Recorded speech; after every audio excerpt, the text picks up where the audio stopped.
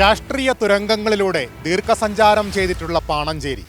മണ്ണിൽ പണിയെടുക്കുന്ന മലയോര കർഷകന്റെ വിയർപ്പിൽ കുതിർന്ന മണ്ണ്. ഈ നാട് പോരാട്ടച്ചൂടിലേക്ക് ഉണരുകയാണ്. വെള്ളാനിമലയുടെയും കുതിരാൻമലയുടെയും താഴ്വാരത്ത് പ്രകൃതി മനോഹരമായ ഒരു ഗ്രാമം. പൂരവും പെരുന്നാളും ഒറ്റ മനസ്സോടെ ആഘോഷിക്കുന്ന മതസൗഹാർദ്ദത്തിന്റെ ദീപ്ത സൗന്ദര്യം പേറുന്ന നാട്. തൃശൂർ നഗരത്തിന്റെ ദാഹമകറ്റുന്ന പീച്ചി ഡാം സ്ഥിതി ചെയ്യുന്നത് ഈ പഞ്ചായത്തിലാണ്. Kerala forest research institute, Kerala engineering research institute തുടങ്ങിയ അഭിമാന സ്ഥാപനങ്ങൾ വേറെയും. സേലം കൊച്ചി ദേശീയപാതയിലെ കുതിരാൻ ഇരട്ടത്തുരങ്കം കടന്നും നീളും അതിർത്തി. കൊടുങ്ങല്ലൂർ താലൂക്കിനോളം വലിപ്പം. പഞ്ചായത്തിന്റെ ഒരറ്റമായ ഒളകര ആദിവാസി ഉന്നതിയിലെത്താൻ പാലക്കാട് ജില്ലയിലൂടെ കിലോമീറ്ററുകൾ സഞ്ചരിക്കണം. രാഷ്ട്രീയമായി കോൺഗ്രസിനും CPM-നും വേരോട്ടമുള്ള മണ്ണാണിത്. ഭരണത്തിൽ ഇരു മുന്നണികളെയും മാറി മാറി തുണച്ചിട്ടുമുണ്ട്. എന്നാൽ 2020-ൽ പതിവ് രീതി വിട്ട് LDF-ന് തുടർഭരണം ലഭിച്ചു. കോൺഗ്രസിലെ അധികാര തർക്കങ്ങളിൽ പാണഞ്ചേരി പലപ്പോഴും വാർത്തകളിൽ നിറഞ്ഞു. കഴിഞ്ഞ തവണ ഇടതുമുന്നണി വ്യക്തമായ ഭൂരിപക്ഷത്തോടെ അധികാരം നേടി. ആകെയുള്ള 23 വാർഡുകളിൽ CPM 15 സീറ്റ് സ്വന്തമാക്കി. CPI ഒരെണ്ണം നേടി. കോൺഗ്രസ് 4 സീറ്റുകളിൽ ഒതുങ്ങി. 2 വിജയിച്ച് BJP-യും കരുത്തുകാട്ടി. ഒരു സ്വതന്ത്രനും ജയിച്ചു കയറി. CPM-ലെ PP രവീന്ദ്രനാണ് പ്രസിഡന്റായി തെരഞ്ഞെടുക്കപ്പെട്ടത്.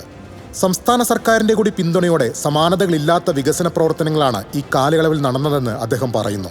വ്യവസായ രംഗത്ത് സംരംഭങ്ങൾ തുടങ്ങുന്ന കാര്യത്തിൽ ഈ പഞ്ചായത്ത് ഏറെ മുന്നിലാണ്.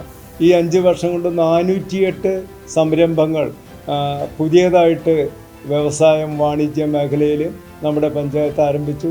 1162 ലക്ഷം രൂപയുടെ നിക്ഷേപം ഈ പഞ്ചായത്തിൽ കൊണ്ടുവരാൻ സാധിച്ചു. അതുമൂലം 502 പേർക്ക് പുതിയ തൊഴിലവസരങ്ങൾ സൃഷ്ടിക്കുന്നതിനും സാധിച്ചു. പീച്ചി ITI ഭൂമിയും വീടുമില്ലാത്തവർക്കായി ആൽപ്പാറയിൽ ഫ്ളാറ്റ് സമുച്ചയത്തിന് തുടക്കമിടാൻ കഴിഞ്ഞത് 3.25 കോടി ചെലവിൽ നിർമ്മിക്കുന്ന മാലിന്യ സംസ്കരണ പ്ലാന്റ് ഇങ്ങനെ പ്രസിഡന്റിന് പറയാനേറെ. മറ്റൊരു പ്രധാന മേഖല ടൂറിസമാണ്.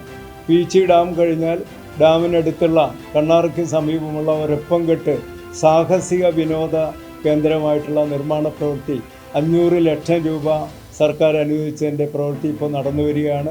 വികസനം വാക്കുകളിൽ മാത്രമെന്നും പല പദ്ധതികളും ശിലാസ്ഥാപനത്തിൽ ഒതുങ്ങിയെന്നും കോൺഗ്രസ് പാർലമെന്ററി പാർട്ടി നേതാവ് ബാബു തോമസ് ആരോപിക്കുന്നു. പാണഞ്ചേരി പഞ്ചായത്തിൽ കഴിഞ്ഞ 5 വർഷമായിട്ട് ജനങ്ങൾക്ക് ഉപകാരപ്രദമായ യാതൊരു വികസന പ്രവർത്തനവും നടന്നിട്ടില്ല എന്നുള്ളത് സത്യമാണ്. എന്നാൽ കഴിഞ്ഞ ഒരാഴ്ചക്കാലമായി ഈ പഞ്ചായത്തിലുള്ള കുടുംബശ്രീകളെയും അതുപോലെ തന്നെ അയൽക്കൂട്ടങ്ങളെയും മറ്റുള്ള ADS-മാരെയും അതുപോലെ തന്നെ അംഗൻവാടി ടീച്ചർമാരെയും ആശാവർക്കർമാരെയും എല്ലാം വിളിച്ച് ഓരോ ദിവസവും ഓരോ പരിപാടികളുമായിട്ട് മുന്നോട്ട് പോയിക്കൊണ്ടിരിക്കുക, വികസനമാണെന്ന് പറഞ്ഞിട്ട്. വന്യജീവി ശല്യം മൂലം പഞ്ചായത്തിലെ കർഷകർ വലിയ പ്രതിസന്ധി നേരിടുകയാണ്. ഇക്കാര്യത്തിൽ ഭരണകൂടങ്ങൾ എന്ത് നടപടികൾ സ്വീകരിച്ചു എന്നുള്ളത് പ്രധാന ചർച്ചയാകും. പീച്ചി ഡാം പാണഞ്ചേരിയിലാണെങ്കിലും കുടിവെള്ളക്ഷാമത്തിന് പരിഹാരമായില്ല.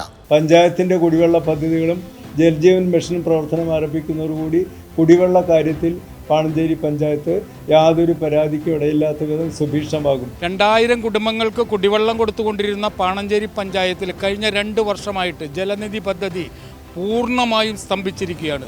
അത് ജനങ്ങൾക്ക് കുടിവെള്ളം കൊടുക്കുന്നതിന് വേണ്ടി യാതൊരു വിധമായ നടപടിയും നാളിതുവരെ സ്വീകരിച്ചിട്ടില്ല എന്നുള്ള സത്യം ജനങ്ങൾക്ക് മുഴുവൻ അറിയാവുന്ന കാര്യമാണ്. ഗ്രാമീണ റോഡുകളുടെ തകർച്ചയും തെരഞ്ഞെടുപ്പ് രംഗത്ത് ചർച്ചയാകും.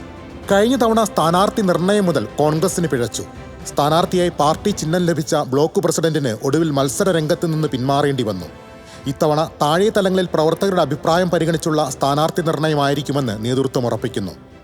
ഒറ്റക്കെട്ടായി നിന്നാൽ പാണഞ്ചേരി കൂടെ പോരുമെന്ന ആത്മവിശ്വാസത്തിലാണ് കോൺഗ്രസും UDF-ഉം. മറുവശത്ത് CPM-നാകട്ടെ ആശങ്കകൾ തെല്ലുമില്ല. മന്ത്രി K. രാജന്റെ നേതൃത്വത്തിൽ നടപ്പിലാക്കിയ വികസന പ്രവർത്തനങ്ങൾ, പഞ്ചായത്തിന്റെ നേതൃത്വത്തിൽ നടത്തിയ വികസന ക്ഷേമ പരിപാടികൾ, സുസ്ഥിരമായ ഭരണത്തിന്റെ 5 വർഷക്കാലം ഇതെല്ലാം തുണയ്ക്കുമെന്ന് തന്നെ ഇടത് കേന്ദ്രങ്ങൾ വിശ്വസിക്കുന്നു. കഴിഞ്ഞ 2 തവണയായി 2 സീറ്റ് വീതം നേടിയ BJP സ്വാധീനമുള്ള വാർഡുകൾ കേന്ദ്രീകരിച്ച് നേരത്തെ തന്നെ പ്രവർത്തനം ആരംഭിച്ചിട്ടുണ്ട്. ചില വാർഡുകളിൽ പൊതുസമ്മതരായ സ്ഥാനാർത്ഥികളെയും അവർ പരിഗണിക്കുന്നു. വാർഡ് വിഭജനത്തിൽ ഒരു വാർഡ് കൂടിയ പഞ്ചായത്തിൽ നിലവിൽ 24 വാർഡുകളുണ്ട്.